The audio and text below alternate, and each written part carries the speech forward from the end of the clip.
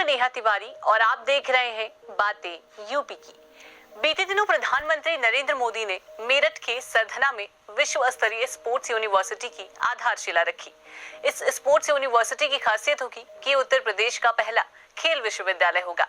University का नामकरण hockey के जादूगर मेजर ध्यानचंद के नाम पर रहेगा।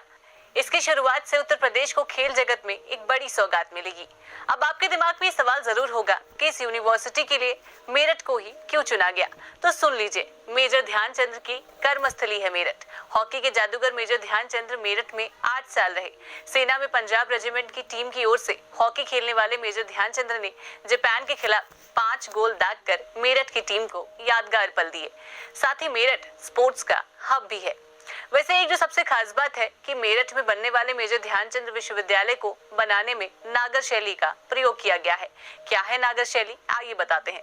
नागर शब्द नगर से बना है। सर्वप्रथम नगर में निर्माण होने के कारण इसे नागर शैली कहा जाता है। इसे 8वीं से 13वीं शताब्दी के बीच उत्तर भारत में मौजूद शासक वंशों ने पर्याप्त संरक्षण दिया। नागर शैली उत्तर भारत की प्राचीन शैली है जो हिमालय से विंध्य प्रदेश के भूभाग में फैली हुई थी। उत्तर और पूर्वी भारत में सुंदर आकर्षक मंदिरों का निर्माण नागर शैली के अनुसार ही किया गया था। नागर शैली में अधिकांश मंदिरों की छत सर्पिल होती थी और इस सर्पिल छतों को शिखर कहा जाता था। इस विश्वविद्यालय को बनने में नागर शैली का इस्तेमाल क्यों किया गया है, ये आपको हम आगे बताने वाले हैं। आइए सबसे पहले जान लेते हैं क्या होती है स्पोर्ट्स यूनिवर्सिटी।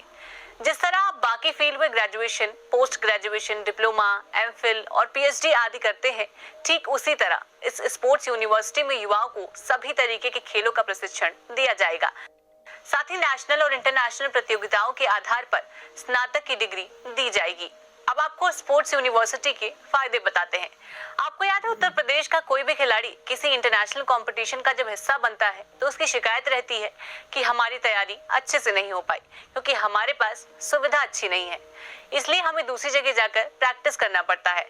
पर अब अगर हमारे उत्तर प्रदेश में स्पोर्ट्स यूनिवर्सिटी बन जाएगी तो इससे हमारे यूपी के उन छात्रों को मदद मिलेगी जो स्पोर्ट्स में अपना करियर बनाना चाहते हैं। साथ ही इससे प्रदेश के लोगों का खेलकूद के प्रति रुझान भी बढ़ता है। आइए बताते हैं आपको कि कौन थे major Dhyanchand. Major Dhyanchand hockey के एक मजे हुए खिलाड़ी थे। इनका जन्म 29 अगस्त सन 1905 को हुआ। ध्यानचंद ने 16 साल की उम्र में भारतीय सेना ज्वाइन की। भर्ती होने के बाद उन्होंने हॉकी खेलना शुरू किया। ध्यानचंद ने 1928, 1932 और 1936 में भारत को 3 ओलंपिक गोल्ड मेडल दिलाने में अहम भूमिका निभाई थी। मेजर ध्यानचंद को 1956 में पद्म भूषण से सम्मानित किया गया था। साथ ही उनके जन्मदिन के दिन को यानी कि 29 अगस्त को राष्ट्रीय खेल दिवस मनाया जाता है। इस यूनिवर्सिटी की खासियत क्या है, आइए आपको बताते हैं। 700 करोड़ रुपए की लागत से इस यूनिवर्सिटी को बनाया जाएगा। इसमें खेलों व खिलाड़ियों के विकास के लिए हर तरह के प्रशिक्षण व्यवस्था होगी। यहाँ वर्ल्ड क्लास कोचेस को ट्रेनिंग देने के साथ ही खिलाड़ियों के प्रशिक्षण और खेल विज्ञान व तकनीक में उच्च स्तरीय शिक्षा लेने वालों के लिए सभी तरह के स्पोर्ट्स कोर्सेज में डिग्री दी जाएगी।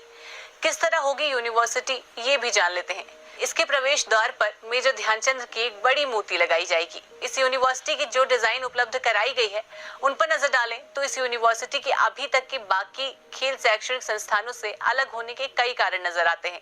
इसकी विभिन्न बिल्डिंग्स की डिजाइन स्पोर्ट्स टीम और टेम्पल थीम पर मिलकर बनाई गई है।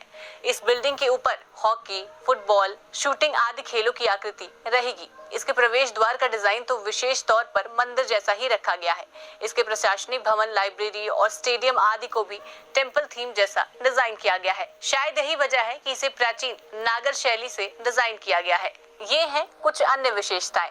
विश्वविद्यालय का मुख्य स्टेडियम 35,000 दर्शकों की क्षमता वाला होगा। इसमें फुटबॉल, सिंथेटिक, हॉकी ट्रैक के साथ